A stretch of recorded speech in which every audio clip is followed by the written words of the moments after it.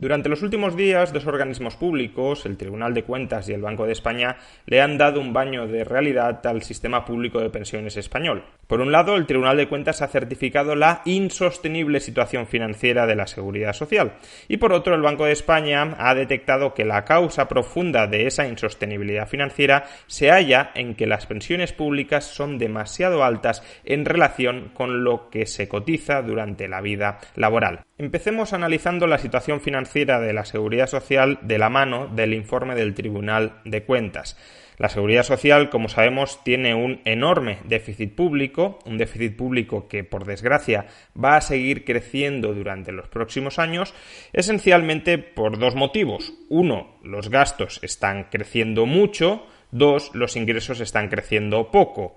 O, dicho de otra manera, los gastos están creciendo mucho más rápido que los ingresos. Esto es, de hecho, lo que ha sucedido en los últimos años. En este cuadro del Tribunal de Cuentas podemos observar cómo los gastos, las obligaciones reconocidas netas por prestaciones económicas contributivas, han pasado de 96.000, casi 97.000 millones de euros en el año 2011 a 125.500 millones de euros anuales en el año 2018. Por tanto, estamos hablando de un incremento anual del gasto en pensiones contributivas de 28.000 millones de euros.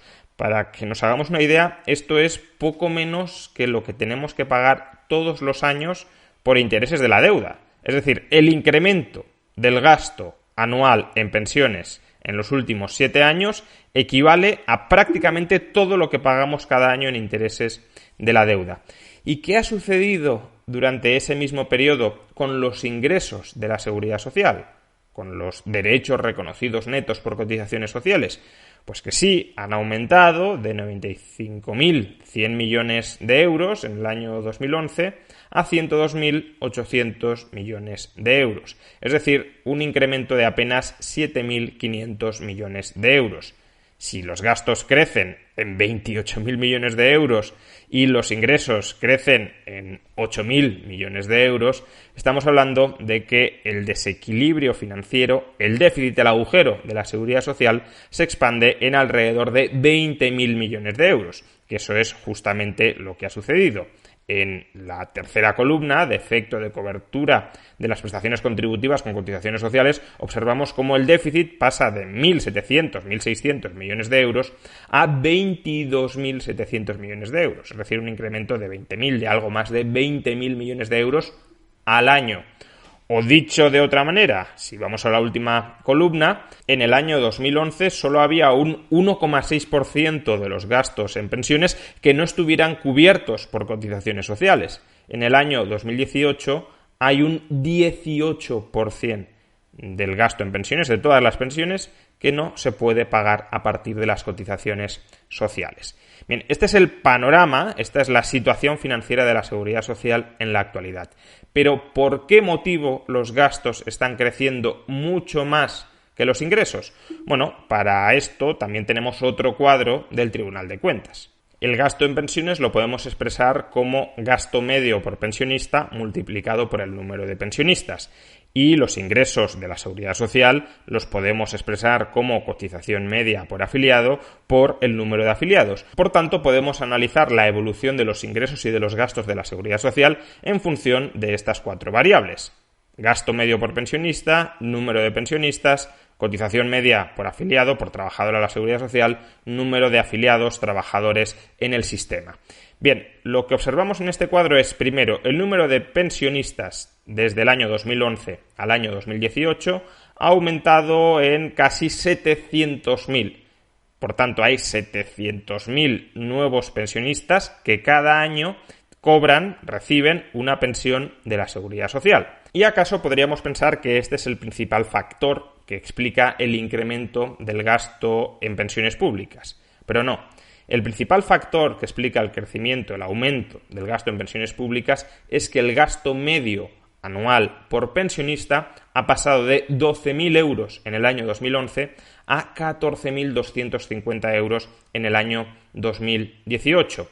Si el número de pensionistas, lo tenemos también en el cuadro, ha aumentado un 9% en este periodo, el gasto medio por pensionista ha crecido un 18%. aproximadamente 2/3 de lo que ha aumentado el gasto en pensiones desde el año 2011, entre el año 2018 y el año 2011, se debe al aumento del gasto medio por pensionista. ¿Y por qué está aumentando el gasto medio por pensionista? Pues en esencia porque los nuevos pensionistas que se incorporan al sistema, las altas, perciben pensiones más altas que los pensionistas que causan baja del sistema. Esencialmente se están jubilando ahora trabajadores que han devengado un derecho a pensión bastante más alto que los pensionistas que estaban hasta ahora en el sistema. Por tanto, cuando fallece un pensionista, sí, la Seguridad Social se ahorra una pensión, pero es una pensión la que se ahorra más baja que la pensión que tiene que empezar a pagar a los nuevos pensionistas que se incorporan al sistema, y por eso el gasto medio va en aumento. Bien, eso con respecto a los gastos. ¿Qué ha pasado con los ingresos? Bueno, que el número de afiliados ha aumentado muy sustancialmente. No en vano, en el año 2011 estábamos en una profundísima crisis económica, en el año 2018 empezábamos a levantar cabeza y ya habíamos creado bastante empleo. Otra cosa es lo que va a pasar en el año 2020, pero en el año 2018 la situación del mercado laboral era muy buena y por eso entre el año 2011 y el año 2018 se incorporaron a la Seguridad Social como afiliados casi 1,7 millones de trabajadores. Por tanto, este dato es muy bueno, es muy positivo. Hemos dicho que se incorporaron 800.000 pensionistas y al mismo tiempo que se han incorporado 1,7 millones de afiliados. Por tanto, el doble de afiliados que de pensionistas. Por tanto, hasta aquí, buenas noticias. ¿Qué pasa, sin embargo? Que el ingreso medio anual por afiliado, la cotización social media, ha bajado. En el año 2011, la cotización social media era de 5.500 euros por afiliado, por trabajador. En el año 2018 es de 5.400. Por tanto, sí, hay más gente cotizando, pero de media cotiza menos. El resultado neto sigue siendo positivo. Ya vimos que los ingresos de la Seguridad Social se han incrementado en 7.500 millones de euros al año, pero mucho menos positivo que si los ingresos medios anuales por afiliado hubiesen crecido en proporción a lo que han aumentado los gastos medios por pensionista. ¿Pero por qué los ingresos medios por afiliado no han aumentado sustancialmente? Bueno, esto en parte se debe a un puro efecto composición. En el año 2011 se había destruido mucho empleo poco cualificado. Si se destruye mucho empleo poco cualificado, los trabajadores con salarios más bajos y que por tanto cotizan menos a la Seguridad Social no aparecen en el cálculo de la media, en el cálculo de la cotización media a la Seguridad Social. Desde el año 2011, muchos de esos trabajadores se han reincorporado al mercado laboral, pero se han reincorporado con sueldos que ya eran bajos y, por tanto, si se incorporan con sueldos bajos y con cotizaciones bajas, la cotización media a la Seguridad Social se reduce. O dicho de otra manera, existe una relación bastante estrecha entre que haya aumentado tanto el número de afiliados a la Seguridad Social y que el ingreso medio por afiliado no haya aumentado. Si no hubiésemos creado ni un solo empleo desde el año 2011, el ingreso medio anual por afiliado no habría caído. ¿Por qué? Porque en el cálculo de la media nos habríamos ahorrado incorporar a trabajadores con cotizaciones bajas. Esto, evidentemente, no es positivo. Lo positivo es que se cree empleo, aunque sea con salarios por debajo de la media. Pero claro, si creas empleo con salarios por debajo de la media te cae después de incorporar a esos trabajadores a la media. Bien, eso explica que los ingresos de la Seguridad Social no hayan aumentado tanto como sería deseable. Pero lo que me interesa aquí es que nos fijemos en dos datos. El primer dato es la relación entre el gasto medio anual por pensionista y el ingreso medio anual por afiliado. Como vemos, en el año 2018 el gasto medio por pensionista es de 14.250 euros y el ingreso medio anual por afiliado es de 5.435 euros. ¿Qué significa esto? Pues que cada pensionista recibe 2,6 veces más que la cotización de un trabajador.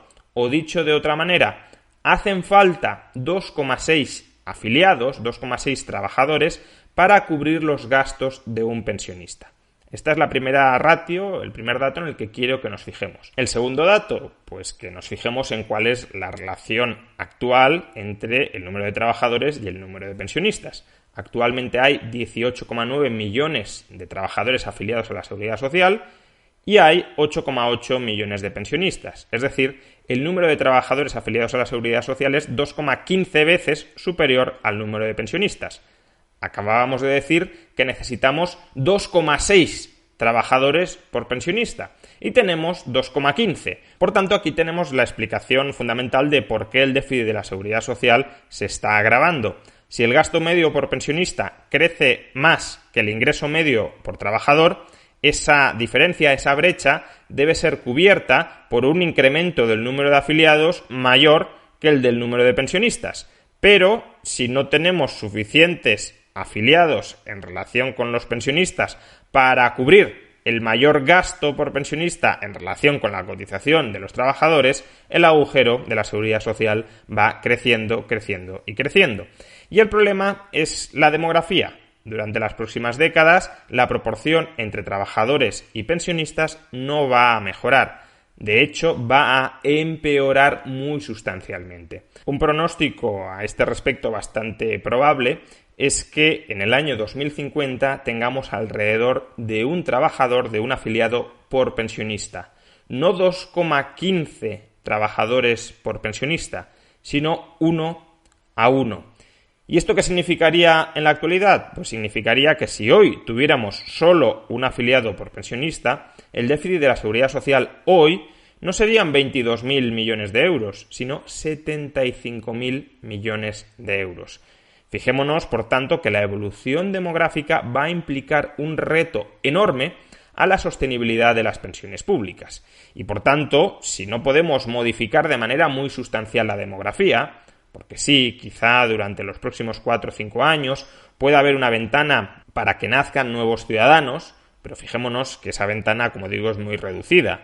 Los trabajadores que tiene que haber en el año 2050, que es cuando vamos a tener los mayores problemas demográficos, tienen que estar naciendo ahora. Los que nazcan en el año 2030, por ejemplo, ya no nos van a servir para el año 2050, porque van a tener 20 años y con 20 años la mayoría no se han incorporado, ni es ideal que se incorporen al mercado laboral. Por tanto, lo que podamos corregir con nuevos nacimientos nos quedan muy poquitos años, y en esos muy poquitos años tendría que nacer muchísima gente para compensar ese desequilibrio demográfico que tenemos en ciernes. La otra posibilidad es la inmigración. Si llegaran, según la IREF, cerca de 10 millones de nuevos inmigrantes, se podría corregir en algo el desequilibrio de la Seguridad Social. Pero ni es probable que lleguen 10 millones de nuevos inmigrantes, ni tampoco muchos de ellos serían personal cualificado como para cotizar a la cotización media por afiliado actual. Por tanto, sí se incorporarían más trabajadores, pero la cotización media probablemente también bajaría. Lo cual, cuidado, sigue siendo positivo para incrementar los ingresos de la Seguridad Social, pero no es tan positivo, obviamente, como si aumenta el número de afiliados y la cotización media se mantiene o aumenta. Dicho de otra manera, no creo, y prácticamente nadie lo cree, que durante las próximas 3 décadas el agujero de la Seguridad Social se vaya a arreglar corrigiendo sustancialmente la proporción entre trabajadores afiliados a la Seguridad Social y pensionistas. Esta ratio, más bien, tenderá a empeorar, no a mejorar. Y por tanto, si esta ratio no mejora, la única forma que tenemos para cuadrar las cuentas en la Seguridad Social es tocar, es manipular, es alterar la otra ratio que he mencionado, la ratio entre gasto medio por pensionista y cotización media por trabajador. O reducimos el gasto medio por pensionista o incrementamos el ingreso medio por trabajador. Y para incrementar el ingreso medio por trabajador existen 2 vías. O bien aumentan las bases de cotización a la Seguridad Social, lo cual viene a ser equivalente a que aumenten los salarios. Si los trabajadores ganan más, ingresan más, también cotizan más, o, si no aumentan las bases de cotización, incrementamos el tipo de cotización a la Seguridad Social. Evidentemente, la solución ideal que a todos nos encantaría es que las cuentas de la Seguridad Social se cuadraran por un fortísimo incremento de los salarios, porque de esa manera gana el trabajador, que cobra más, y también gana el pensionista, porque el trabajador cotiza más con su mayor salario y no ve recortada su pensión. Por tanto, ya digo, la situación ideal sería que los salarios subieran muchísimo y eso equilibrara las cuentas de la Seguridad Social.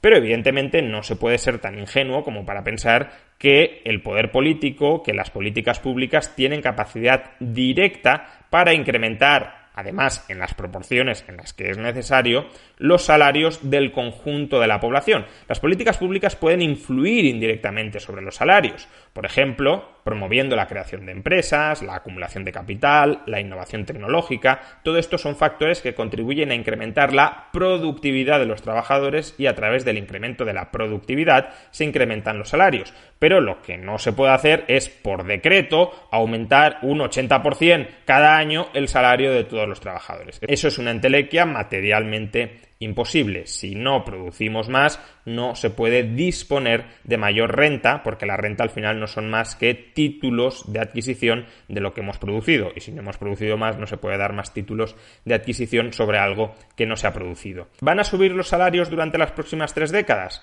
Probablemente sí. Aunque también es verdad que el salario medio en España durante las últimas 2 décadas prácticamente no ha aumentado. Por tanto, tampoco es seguro que los salarios durante los próximos 20 o 30 años vayan a crecer muchísimo. Ya digo, probablemente sí, porque tendremos mejorías, espero, de la productividad y eso se trasladará en mayores salarios. Pero ni hay que darlo por seguro, ni mucho menos hay que suponer que los incrementos salariales van a ser suficientes como para cubrir todo el déficit de la Seguridad Social. Desde luego no lo van a hacer. Si aumentan los salarios se aliviará algo ese déficit, pero no desaparecerá. Por tanto, si no podemos cuadrar totalmente el déficit de la Seguridad Social con aumentos salariales, no se van a producir aumentos de salarios suficientes como para cuadrar el déficit, solo nos quedan 2 variables que tocar para equilibrar las cuentas. O bien reducimos la pensión media en el sistema, o bien incrementamos lo que cotizan, o bien incrementamos el tipo de cotización a la Seguridad Social de los trabajadores. Y en principio podría parecernos que las 2 opciones son igual de equitativas. O bien les recortamos a los pensionistas o bien les recortamos a los trabajadores. No tendría por qué haber una preferencia fuerte, una preferencia intensa por recortarles a unos u a otros.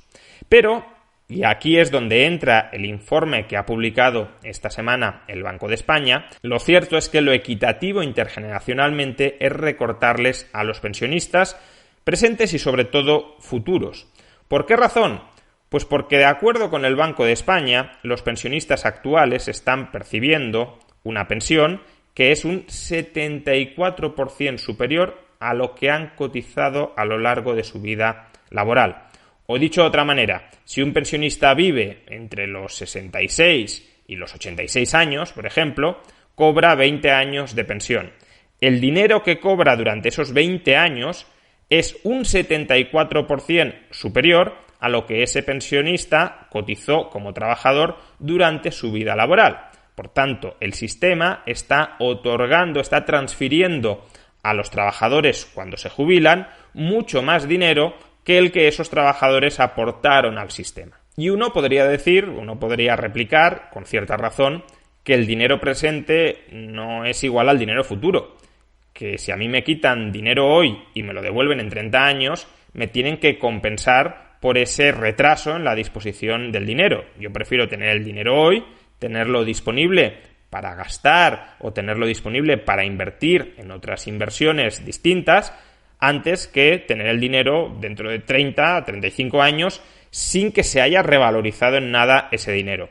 Por eso, lo lógico es que el Estado no solo devuelva el dinero que ha cobrado en forma de cotización social, sino que lo devuelva con una cierta revalorización que tenga en cuenta la espera y el riesgo que han asumido los trabajadores como cotizantes hasta convertirse en pensionistas. Y de acuerdo con el Banco de España, la rentabilidad media que la Seguridad Social está pagando a los pensionistas es del 3,5%. Es decir, ese 74% de más que está cobrando un pensionista con respecto a lo cotizado equivale a un rendimiento anual medio de las cotizaciones del 3,5%. En un sistema privado de capitalización, este rendimiento es un rendimiento perfectamente obtenible, la rentabilidad histórica media de la bolsa supera el 5%, Y además se puede obtener porque en un sistema de pensiones privado el ahorro de los trabajadores va a parar a inversiones que incrementan la productividad de la economía y sobre esa mayor producción es sobre la que se paga ese rendimiento sobre el ahorro. Como tú has contribuido a incrementar la productividad de la economía, parte de ese aumento de la productividad es para ti. En el sistema de pensiones público esto no sucede. En el sistema de pensiones público, a todos los efectos, lo que sucede es que se obliga a los pensionistas a comprar títulos de deuda pública. Es verdad que son títulos de deuda pública que luego no se pueden vender en ningún mercado secundario, pero el pensionista es un acreedor del Estado, es un acreedor del sector público. Por tanto, si el pensionista es un acreedor del sector público, el sector público le está obligando, cuando cotiza, a comprar obligatoriamente sus pasivos, es decir, a comprar obligatoriamente su deuda. La deuda pública no incrementa, en general, puede haber alguna excepción, pero no incrementa en general la productividad de la economía, más que nada porque la mayor parte de la misma va a financiar gasto corriente y ese gasto corriente no incrementa nuestra capacidad para producir bienes o servicios. Es decir, la deuda pública en realidad es un derecho a parasitar los incrementos de la productividad que realizan, que efectúan otras personas en la economía, pero no contribuyes tú, al comprar deuda pública, a incrementar directamente esa productividad. En todo caso, si los pensionistas son al final acreedores del sector público, tendrían que estar cobrando una rentabilidad más o menos similar a la que está pagando hoy el sector público a otros acreedores. ¿Y cuál es, a día de hoy, el tipo de interés de la deuda pública española, de las nuevas emisiones de la deuda pública española? Bueno, hoy el Tesoro está emitiendo deuda, está emitiendo bonos a 10 años al 0,32%. ¿Tiene sentido que los pensionistas sean acreedores que cobran una rentabilidad 10 veces superior al tipo de interés de las nuevas emisiones, cuando además la Seguridad Social no tiene recursos propios para hacer frente a ese sobregasto? Pues no parece que tenga mucho sentido. Si a día de hoy el tiempo y el riesgo de prestarle al sector público es del 0,3%, la rentabilidad que hoy deberían estar obteniendo esos pensionistas no debería ser muy distinta al 0,3%. Y sin embargo es 10 veces superior. Y por ser 10 veces superior, la Seguridad Social tiene cuentas desequilibradas. ¿Deberíamos obligar a los trabajadores actuales a que coticen mucho más para, en el fondo, pagarles rentabilidades extraordinarias mucho más altas que las que perciben otros acreedores del Estado a los pensionistas actuales? No parece que eso sea lo más equitativo desde un punto de vista intergeneracional. Y tampoco lo será durante las próximas décadas. Y como no lo será, la presión inevitablemente se va a dirigir a recortar por una vía o por otra. Hay muchas formas de recortar las pensiones. Una forma puede ser elevar la edad de jubilación, aunque sea la edad efectiva, no necesariamente la edad legal, pero sí la efectiva. Otra puede ser desindexar las pensiones del IPC, otra puede ser corregir las pensiones en función del incremento de la esperanza de vida. Hay muchas maneras, pero la presión durante las próximas décadas se va a trasladar a recortar las pensiones públicas. Se va a trasladar a reducir la prima que perciben los pensionistas con respecto a lo cotizado, a que ese 74% de pensión extra que reciben en función de sus cotizaciones sea bastante menos que el 74%. Y eso significará, por consiguiente, que las pensiones en términos relativos a los salarios van a ser más bajas. La llamada tasa de sustitución entre salarios y pensiones va a empeorar. Cuando un trabajador se jubile, su calidad de vida va a empeorar relativamente más que ahora con respecto a la calidad de vida, a los ingresos que tenía cuando estaba trabajando activamente en el mercado laboral. Por tanto, si las pensiones públicas se van a deteriorar en relación con los salarios, porque esa va a ser la única vía para cuadrar el sistema, ya estáis avisados.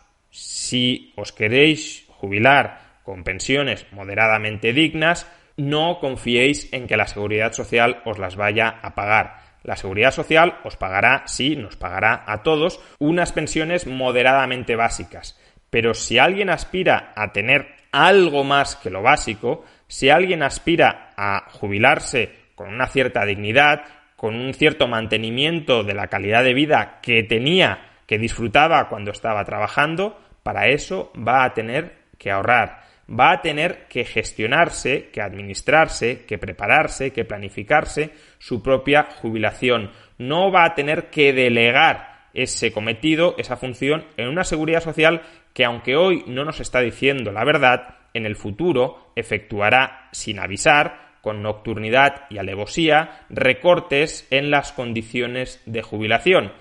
Y aquellos que no se hayan preparado para esos recortes tendrán muy poco margen de reacción. Tendrán muy poco margen para empezar a ahorrar en esos momentos y para acceder a la jubilación con suficientes ahorros como para compensar los recortes de la seguridad social.